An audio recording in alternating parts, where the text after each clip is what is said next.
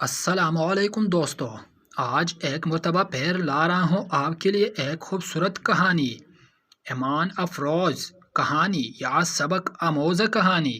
کہتے ہیں کہ ایک دن ایک چور کو راستے میں ایک بٹوا ملا جس میں بہت سے پیسے تھے۔ اس بٹوے پر کوئی دعا لکھی ہوئی تھی اور ایک خانے میں بٹوے کے مالک کا نام اور پتہ بھی لکھا ہوا تھا، اور وہاں پر انہوں نے اس پتے کو رکھا ہوا تھا۔ چور نے وہ بٹوا ثابت اس کے مالک کے حوالے کر دیا۔ اس شخص نے چور سے پوچھا کہ تم آرام سے یہ پیسے رکھ سکتے تھے، واپس کیسے کر دیے؟ چور نے جواب دیا، آپ نے بٹوے پہ جو دعا لکھوائی ہے اس عقیدے پر لکھوائی ہوگی کہ اگر یہ کہیں گم ہو جائے تو اس دعا کی برکت سے آپ کو واپس مل جائے۔ میں چور ضرور ہوں لیکن صرف مال و دولت کا چور، کسی کا عقیدہ چوری نہیں کر سکتا۔ اگر میں آپ کے بٹوا واپس نہ کرتا اور آپ کا اعتقاد اس دعا پر کمزور پڑ جاتا تو تب میں آپ کا ایمان کا چور ہوتا، اور یہ مال و دولت کی چوری سے 1000 گنا بڑا گناہ ہے۔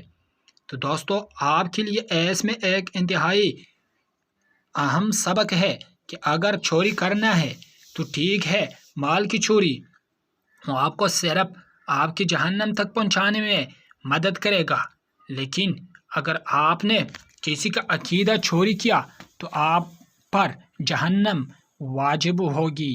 آپ پر پھر جہنم کی آگ کی شعاعیں انتہائی زیادہ اگر بھی پڑ جائے تو کوئی بات نہیں ہوگی، کیونکہ کسی کا مال چوری کرنا گناہ ہے اور کسی کا عقیدہ چوری کرنا اس سے بڑھ کر بڑا گناہ ہے۔ لہٰذا آپ کسی کو چوری کرنے سے پرہیز کریں۔ چوری کیسی بھی ہو، کس طرح کا بھی ہو، نہیں کرنا چاہیے۔ اپنے مال حلال رزق کمائے اور اسی پر عقیدہ رکھے۔ اللہ آپ کو خوش رکھے۔ بہت شکریہ۔ ہماری چینل کو سبسکرائب کر دیجئے، لائک کا بٹن دبائے اور کمنٹ سیکشن میں اپنی رائے دیجئے۔ ہم آپ کا ساتھ دیتے رہیں گے۔